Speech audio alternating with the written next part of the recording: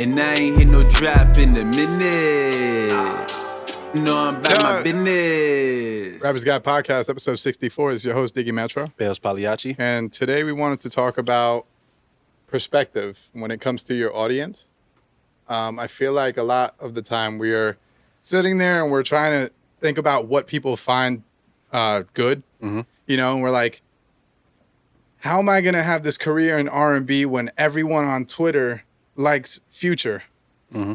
I need to make trap records because that's the only thing that works with that audience. And that's the biggest audience. And it's like, sometimes maybe you're just looking at your following and you're not understanding that there's a completely different following out there. You know, like every artist is going to have their grouping of people. And based on your friend group, based on the people in your immediate surroundings, you might be following a bunch of people who listen to trap music. But you yourself likes making boom bap. Or you yourself likes making soul music.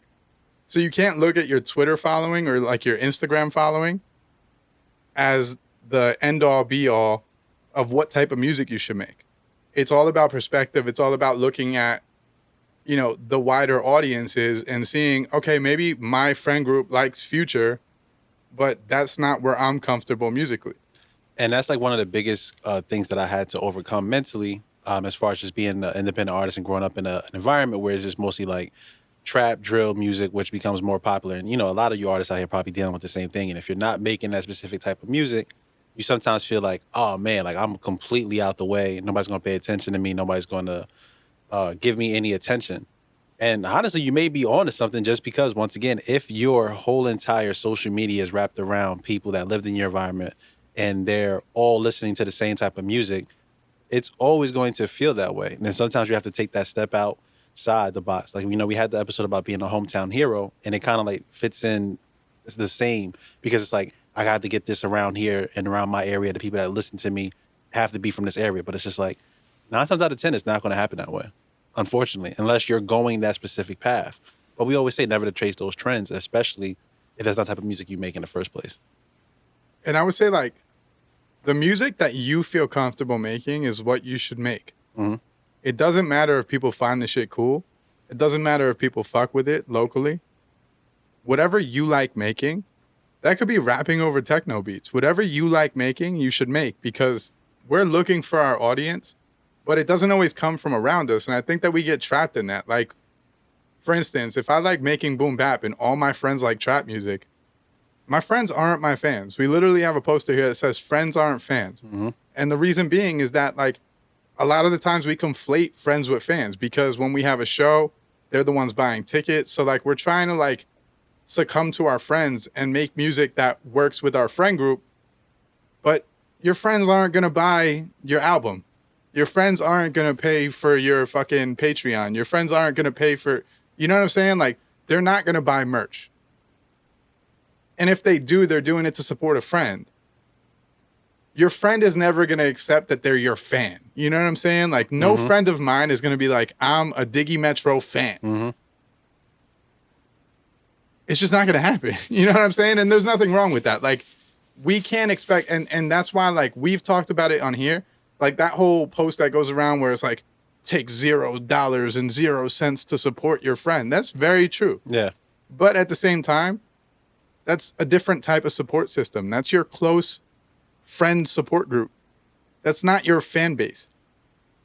And that's another struggle that a lot of you guys are going to have to overcome, especially when you're coming up, just realizing that specific portion of your friends aren't your fans. And once again, it will seem like they're directly trying to play you out, or they're trying to say that you're not good because they're not listening to you or promoting you the way you would want them to or the way you would like them to. But once again, if you have your whole mindset and everybody else's mindset is around, this is the specific music that we listen to, you're always going to feel that way. That doesn't mean that your friends don't care about you. It doesn't mean that your friends don't want to support you. It's just, once again, sometimes if somebody doesn't like to do something or listen to something, you can't force them to, because at that point, it's going to feel even faker. You're not going to feel good about that interaction. We talked about having fake streams, having fake support. Once again, that also feels like one of those things where it's just like, I don't want that in any part of my vicinity. I can understand, and I could be an adult enough to realize not everything is going to be for everybody. If some of my friends don't buy some of my merch, it's just like, okay, perfectly fine. If they buy somebody else's, that may go up somebody else's avenue more so than mine. And maybe I'm not creating something for them, but I'm also not looking to do that as well. you also have to think about it like this. Okay. Hip hop is very braggadocious, right? We're talking about the cars that we're driving. We're talking about the women that we're sleeping with, all this shit, right? If I'm your friend, I know you're not driving that car. I know you're not sleeping with those women, right? So my perspective of you is different than a stranger who only knows you from your music. Mm-hmm. That stranger feels like, yo, this dude's the coolest dude on earth. Your friend was there when you tripped over the stairs and fell down them shits. Your friend was there when you stepped in dog shit. Your friend was there for all these different circumstances that he no longer views you or she no longer views you as the coolest person on earth. Mm-hmm. So you have to accept that. Like, the music that we're making, a lot of the time we're bragging about how cool we are, how fly we are. Your friend has been there through everything. So for them to support the music and view you like a fan would view you is different. And that's why, like, I know we're going to get pushback on the your friend's not your fan. Because people are going to be like, nah, if you're in my friend group, I expect you to support me, this and that. Like, I get that, right? But at the same time, bro, like, you can't expect a fan and a friend to view you exactly the same. It's just not going to ever happen. Like, there's just a difference in, like, how someone views you. Mm-hmm. I've been around Bailz. I listen to Bailz music, but I know Bailz personally. He could say something on a record, and I'll know that it's not 100% true. Mm-hmm. He'll know that I say some shit that's not 100% true. We view each other differently. And before we actually knew each other, before we actually got cool, if we were to listen to our music, our perspective would have been completely different. Yep, you feel what I'm saying? Like, the second that we meet each other and start having conversations, you're like, I fuck with him. The music had me thinking you were this type of way, mm-hmm. and you're actually a really down-to-earth this person. You know what I'm saying? Like, I think that we need to stop putting so much pressure on the people around us to be our fans. Because at the end of the day, like, I still struggle with this shit sometimes too. It's just like the way your brain kind of set up sometimes. Like, I feel like they should be supporting me. And you got to, once again, stop yourself like, but yeah, I'm not making their type of music. And honestly, sometimes it'll be like a part where, let's just say we're driving the car and like they have it on shuffle and like my music pops up. And sometimes your friend may skip it or something like that. At first, it feels like, yo, you trying to play me. But then you start realizing like, yo, we're in the car right now. This isn't actually the song I want to listen to. Even if it is my song, it doesn't specifically fit the vibe. And there's a lot of times in your artistry where you'll feel as if it's a personal attack towards you, or you'll feel as if it's something that somebody is trying to hold against you. But a lot of times it just be, sometimes it's not in the right vibe, not at the right time. Or even sometimes, even for me, like sometimes my song will pop up. I sometimes don't listen to a full song of mine because it's just like, I don't listen to this right now. And being able to take that human factor of things as understanding where your environment is and what's around you, it helps alleviate a lot of that pressure and a lot of that anxiety and a lot of that expectation from others, because once again, you can't always expect people to kind of fall in line with what you're doing and how you want to perceive things. And if that's all you're looking at and also all you surround yourself with, you're always going to have an issue because you're going up against the grain, essentially. Okay, and check this out. You're not a fan of tennis, right? No. Your friend is a tennis player, and he's trying to go professional, right? Mm-hmm. He's only playing amateur right now. Are you going to go to every one of your friend's amateur tennis matches? Nah. Probably not, right? No. Like, you're just not a fan of the sport. It doesn't matter if your friend is playing it. It doesn't matter if that's his passion. It doesn't matter if you're trying to be supportive. You might catch one every once in a while, but to be expected to be at every single tennis match would be wild, right? Mm-hmm. We do the same shit, bro. Yeah, we expect our friends to have like, a passionate sport that we're doing, mm-hmm. right?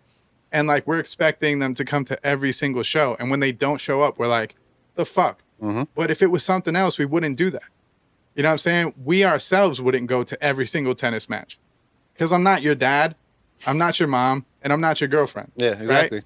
So I'm not going to be at every single one. And quite often, the people that are at every single one are like your close family or your girl. They'll be at every single show because that's what's expected. That's the one person that's really expected, or the couple of people that are really expected to support you fully. Mm-hmm. You know what I'm saying?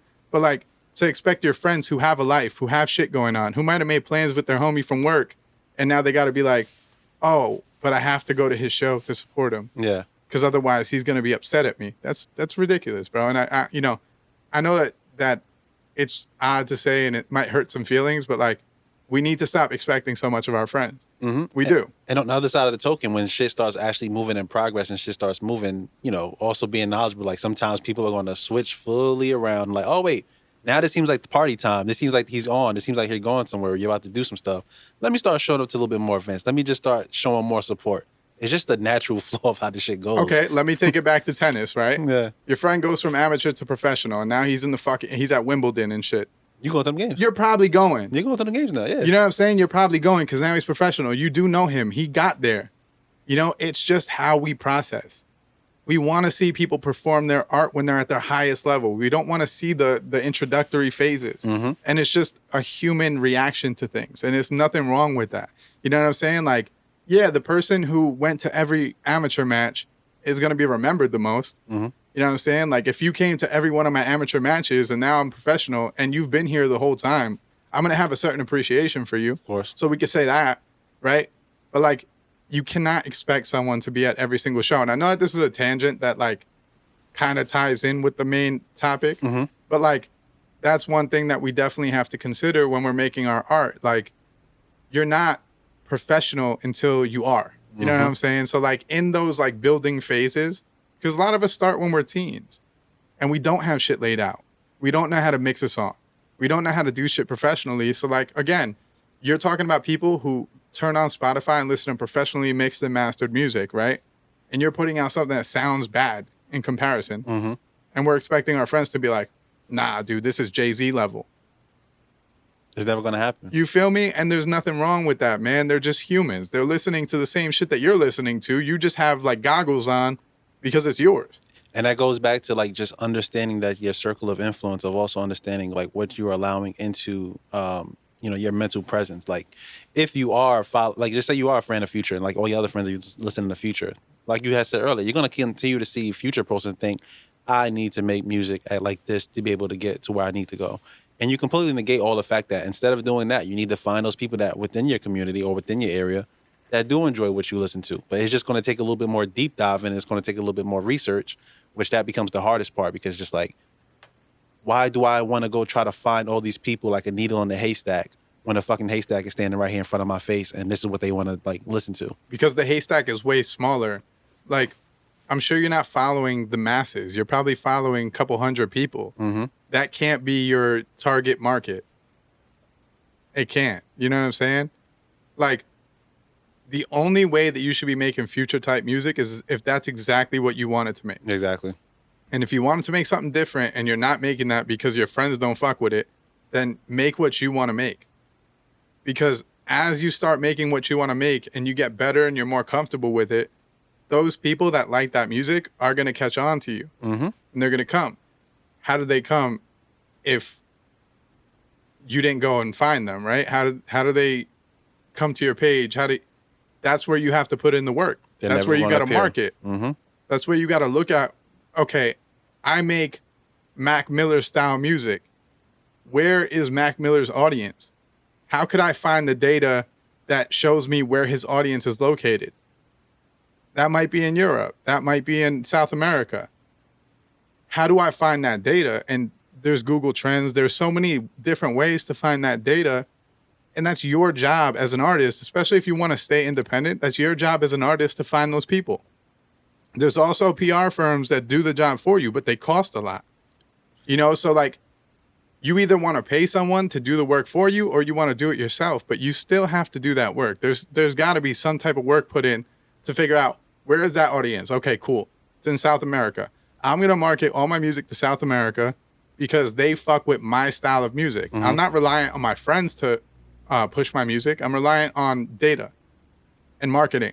And that's literally how I maneuver every single time. Like a lot of times, as time has gone on within my own artistry, you know, outside countries have always been the biggest ones to influence. But as time went on, I started seeing that, you know, the United States probably went from like number 15 probably up to like number 6. And it's just like that. I didn't like, you know, specifically target for United States. It just started pushing, as far as the Spotify algorithm, just started pushing it towards United States. And then also within me just using certain hashtags or pinpointing where I want to advertise like an Instagram post to, it becomes more so like, okay, I've seen this guy before. I like what he's doing.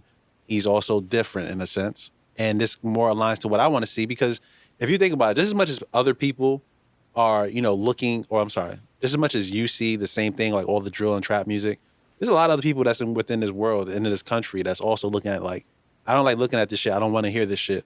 Let me start aligning, or let me start trying to find content that is meant for me. And that's what these social media platforms are for, and that's what they're going to do with the algorithms and just how you interact with it. So if you're always constantly looking up that drill music, you're going to always run into artists that are doing drill, that are doing that style of music. So then when you start looking for other artists that's in that contemporary range, like for me, I like to do contemporary R&B type stuff. I start seeing more of those artists on my feed and less of the drill stuff. So it's like, all right, this is more where I want to be. And then that opens up the door for collaborations. That opens up the door for you being able to mess with different styles that you may find from somebody else or hear from somebody else, because once again, it's more up your alley and up your range. Like, it's not going to benefit me to go do a video in the hood with like 50 dudes behind me. That's not going to benefit what I'm doing. You know what I'm saying? But I could honestly learn some stuff from like maybe the Pink Sweats dude. I could honestly learn some stuff from like Masego. I could learn the stuff from those guys. And that's where you would want to, well, I would want to push myself towards, which I have been doing. And when you said before, like if you're following a bunch of people that make the style of music that you actually like, that you actually want to make, right? You'll probably never see the drill people. I mean, you won't. Like, you really won't. You know what I'm saying? Like, the people I follow don't push the drill shit. So I'm not seeing the drill shit on my timeline. So when all these new acts come out, I don't really know who they are. Me either. Because I'm not listening to that style of music. And there's too many genres on this earth to keep up with every single one. So it's like, what gets pushed to my algorithm is music that I fuck with. And that's how the algorithm works. And it's an even crazier part because, like, my friends, since they listen to kind of like the same type of music, they'll know about certain, like, artists that drill us. Like, you ever heard this before? Like, nah, I never heard this before. So what you mean never heard? It's like, well, yeah, this never came across my thing at all. And there's 60,000 tracks coming out a day, so it's very likely that I missed one. You feel me? And there's nothing wrong with the fact that I missed one, but I only find the ones that I fuck with. The shit that I like comes across my timeline. And there's nothing wrong with that. Not at all. But if you're making music that is for your friends and it's not naturally the music that you want to make, all that's going to come across your timeline is the style of music that you don't really want to make. And we all seen it before. Like, you do try to make music for your friends. Well, you know, I've experienced it. I'm pretty sure you've experienced it as well. Trying to make those records just to, you know, get to your friends and just kind of fit that vibe. And honestly, you know, coming up now and I'm thinking about it, a lot of my times my friends would just say to me all the time, like, yo, just leave like the kind of gangster rap type stuff away and just kind of focus on your melodies, focus on using your voice as far as like singing purposes, right? In my mind, I was just like, nah, but y'all not going to listen to it. But, you know, now I'm thinking about it's even crazier that they were also introspective of knowing that this is something that they don't listen to, but they understand what was better for me to do at that specific time. So it pushes me to want to still make music for them, but at the same time, they're telling me, no, make music that you're supposed to make. And even though they're not a fan, per se, it still shows a level of understanding the artist or understanding what needed to be done for me or what I needed to go towards instead of just trying to focus on doing what everybody else is listening to. And it helped. Okay, imagine you're a big man playing basketball, right? And your favorite player is Steph Curry, but you got a big ass body. You should be on the block, right? And you keep on shooting threes, and you're not a good shooter. You keep on shooting threes because that's who you look up to. That's what you see everyone doing. You see all these guys are 3-point scorers now. You know that the game of basketball has shifted to where you have to shoot threes, but your game's on the block. Sometimes it takes a coach from outside to be like, just get on the block. Yeah, get off that 3-point line, bro. Just get on the block. We'll dish you the ball and then just put it in. That's it. Like, we don't always see it because we're, you know, every human, our mental is kind of like molded by what we're interested in, what's around us, what we see. You know what I'm saying? But like, it's very often that an outside perspective can like kind of, you know, direct you in the right direction because they're like, bro, this is what you should be making. This is what you should be doing. And not everyone knows because not everyone's a music savant or not everyone is musically, you know, gifted. Gotta come to so you. Like, not everyone's going to know, but like, there are people, for instance, when an artist would come to the studio and I would hear them make 5 different types of records, but one of them was really, really it. I would be like, yo, why don't you make more stuff like this? And I was one of them. And you was one of one of those people too that would tell me like, yo, just kind of focus on the melodies, but focus on, you know, using your voice and singing and not having to be so rappy. And it's just like, I don't even look to be so rappy no more. I'm more so looking for how can I make this melody sound like it's a rap song, still kind of keep it R&B and just keep it being me. And once I found that pocket, it's like, that's the pocket that I look for. That's the pocket that I go to now. And that's the one that's been beneficial for me ever since. And then also taking my brain away from all the other shit and trying to be part of that specific crowd. Like even for me, like being from Jersey City, probably a lot of you listeners probably heard of Al Bial, which is another artist from Jersey City. I had this issue where I would just try to say to myself, damn, he got these people that supporting him, or like the guys from his neighborhood supporting him. Damn, like look at the people that's listening to him in the city. And it's just like, that's where my environment breathes. That's what we kind of grew up on. So of course, that's what everybody's going to align with. When it comes to somebody like me, it takes time because you have to be able to understand who I am, where I come from, number one, who I am, number two, and then also why what I do is just as great or going towards the trajectory of what he's doing, even though it doesn't revolve any like hood stories or anything like that. Do you think Al Bial is more likely to bump your shit if you're faking a persona or if you're being yourself? Being myself. Right. Like, what we don't get is that we want these like idols to, notice us, right? But like, you're more likely to get an idol to notice you if you're making something that's comfortable to you and is different and it's your style than if you're making shit for the masses that, well, what you think is for the masses and it's not you. Mm-hmm. You know what I'm saying? Like, if you're out there talking about street shit and everyone in your local environment knows that you're not a street guy, you were always into books, you were always, then no one's going to respect that style of music coming from you, no matter how good it sounds. It wouldn't make any sense. It doesn't matter if it's good.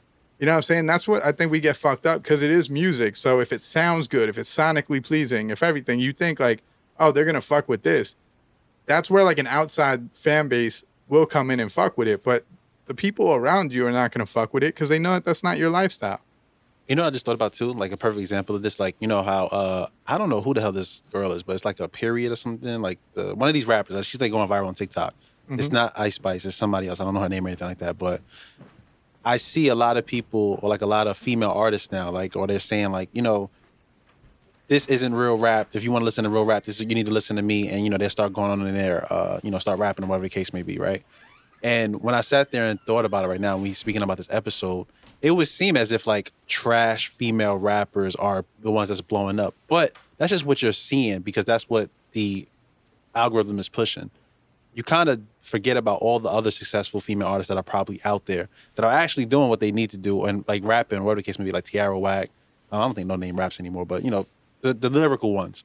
And then you just sit there and say to yourself, nah, they don't exist because these people are just blowing up right now because the algorithm is pushing it to you. But once again, that's just what you're viewing right then and there, and just ignoring everything else that's in the peripherals. You're just seeing what's right in front of your face. And again, like, when you're looking at hip hop, because everything gets grouped into the same genre, there's so many different styles of music that all get put into one, where like other genres don't do that. Like rock has so many different subgenres that it's not like if you like alternative, you're going to also get grouped in with heavy metal. Mm-hmm. You know what I'm saying? And that's one of the problems with hip hop is like, we take a rapper like No Name, we put her with a rapper like Ice Spice. Why? Because they're both females. Their music sounds nothing alike. Yeah. Mm-hmm. You know what I'm saying? Like, they don't make the same style of music at all. It's barely even hip hop. You know what I'm saying? Like, No Name makes more R&B. Ice Spice makes drill, but like, that's a UK style. That's more grime than it is. You know what I'm saying? Else, like, it's just a different style of music. And like, we group all them together because we're rappers. And, woman, rap. Same thing. Mm-hmm. No, I don't expect Ice Spice to be a Rhapsody. Nope. Because they're different style of artists. Just like I don't expect Lil TJ to sound like Talib Kweli. You feel what I'm saying? Like, literally, that's the best comparison because Lil TJ is like an Ice Spice where Talib Kweli is like a Rhapsody. Yeah, exactly. I don't expect them to make the same style of music. And I don't think anyone that listens to Lil TJ is going to go and bump a Talib Kweli record. Yeah, it's a completely you just different like sides of the different spectrum. Music. But if you only thing you paying attention to is Little TJ and you are more of a Talib Kweli rapper, you're gonna just say, fuck that. I don't see anything about Talib, but they just came out with an album. What the fuck is it? Most Def and Talib. Exactly. They just came out with an album. They're selling the album on on a website where they're basically just getting like all the money. Podcast. Yeah. It's not on a streaming platform. Yep. So it's like they're getting to the bag. They're the ones that are trying to make an innovative way so they're not stuck on streaming platforms. What you're seeing is just the basic generic what's going on right now. But then you completely negate all the things that's going on behind the scenes. And you won't know these things unless you search for them. Like, I wouldn't know this shit unless I was specifically watching the Mos Def and Talib Kweli interview. And there's also different streaming platforms for everything. Like, I would say Apple Music is a younger streaming platform. Mm-hmm. I would say Apple Music is more for the youth, right? Yeah, more so than Spotify I think is more top 40 radio record, right? If you're on Bandcamp, that's more underground hip hop. Mm-hmm. So depending on where you distribute your music, everything is different. You know, I would think Audio Mac is also like a younger platform because it's a newer SoundCloud-ish platform. And I think you know? more so like Afro beats and stuff like that. Like those Sure, international because they those have artists. like a big international audience. Mhm. But I think that because it's a free platform to distribute your music, I think it's easier for a kid to use that. Yeah, Where like, nah, definitely. I don't think all kids are getting on distro. And because SoundCloud has kind of like died out, I think there are still kids that are making music and putting it out on SoundCloud, but majority of those people went over to an Audio Mac. And then once again, like if you're feeling like, oh, only people are on Spotify, I'm pretty sure there's people still putting up numbers over SoundCloud, still somehow, some way getting money on SoundCloud, but everything else is saying Spotify, Spotify, Spotify.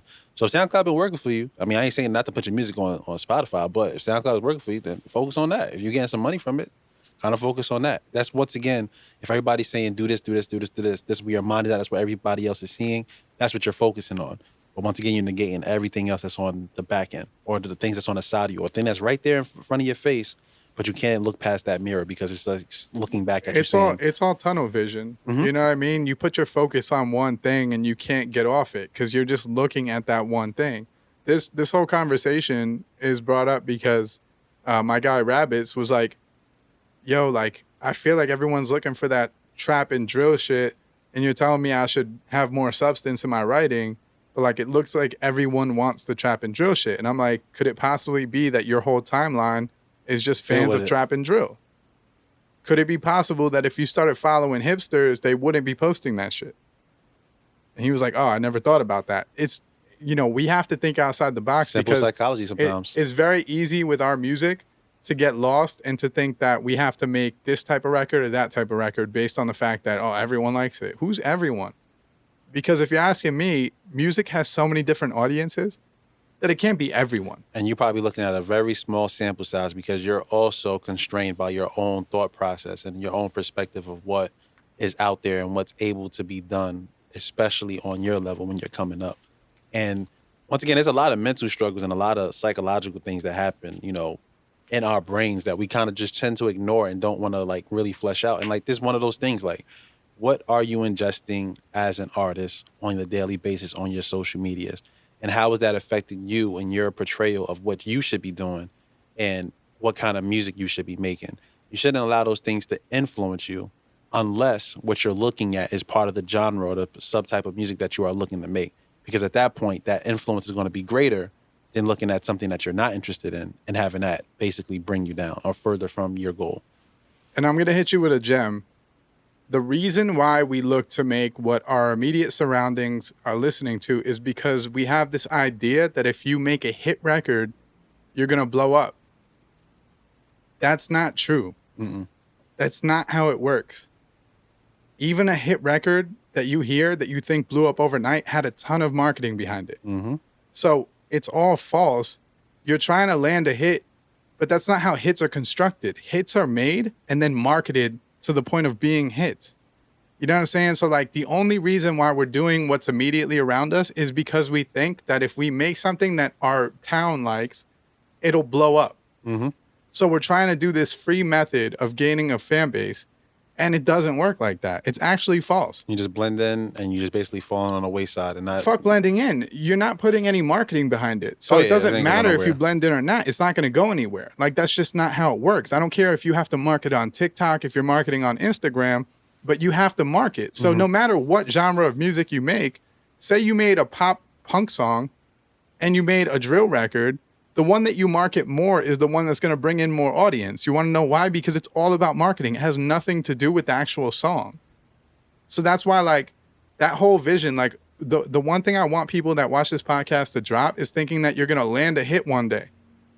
That's not what it's about, man. It's all about marketing. So it doesn't matter if you think you made a hit record. It might be a hit, but you still have to market it to that point. It ain't a hit until it's marketed, probably. That's what I'm saying. Like, yo, every hit song that you've seen ever was marketed. Mm-hmm.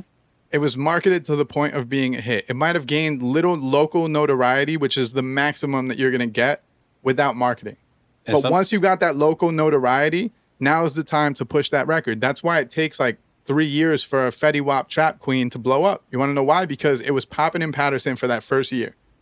And then it started reaching the local areas. But then they started pushing it. DJs started playing it. They're paying And he people kept to putting market money it behind it. He kept pushing that shit for for that 3 long years. time. Why does it take 3 years for like an undeniable hit record to explode like that? Because he didn't know in that first year what marketing was.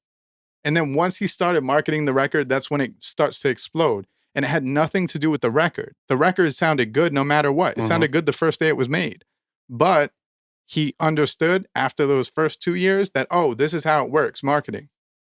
And that's why a record like that reaches the top of the top, because marketing. And he understood marketing. And at the end of the day, too, is like, if you think about it, if he's working that record for 3 years and he's noticing what it's doing in the clubs, or he noticed what it's doing with DJs, it's like, okay, I just got to keep maximizing this shit I till should its put money fullest behind this. potential and Right. just keep going over and over.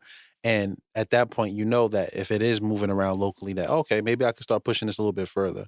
And that's, once again, he doesn't look at that record and go, maybe I should just do some like soul or like some fucking neo electronic, some shit.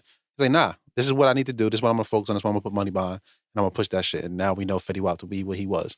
And even better than that, just understanding, like, I don't think Trap Queen was the type of music that Fetty Wap makes.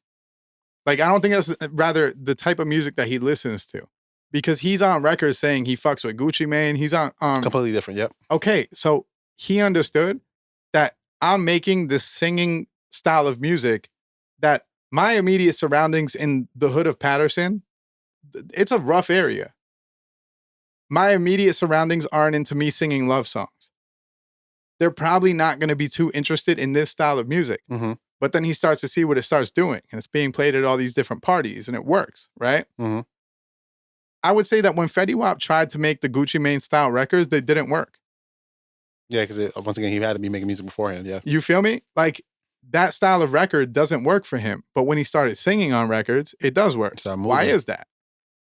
Because that's the style of record that worked personally for him. And that's what made him different, is that he was singing in a certain style that only worked for him. And helped birth a whole lot of other artists to start doing the same exact because then thing. you start getting like PNB Rocks, rest in peace. Mm-hmm. You start getting a bunch of different people that make that same style of music, and it works because Fetty Wap started doing that.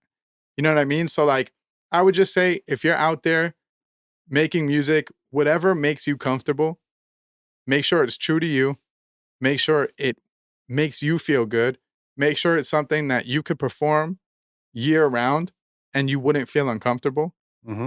These are the things that matter. And trust me, like, because me and Bailz talk about it all the time, going to a show that you're putting on and seeing a crowd full of people that you don't actually be around doesn't feel good. Mm-hmm. But to see a crowd full of people that you're like, yeah, I would get a drink with all these people, that feels good. That only comes when you're making truthful music that's you. That only comes when you're making the style. And maybe you want to fit in with the crowd that the masses like. So you're trying to become that. That's also fine. If that's the crowd that you want to fit in with, if you feel like I'd be more comfortable making that style of music, then do it. You know what I mean? But make sure it's something that's comfortable for you. Yep. All right. I ain't got nothing else on that. But honestly, change what you're viewing on social media and pay attention to what you are following and how you're letting that affect how you maneuver throughout your artistry as well. Yep. All right, guys. Rappers Guide Podcast. We are signing out. This is Diggy Metro. Bailz Pagliacci. Peace out, guys.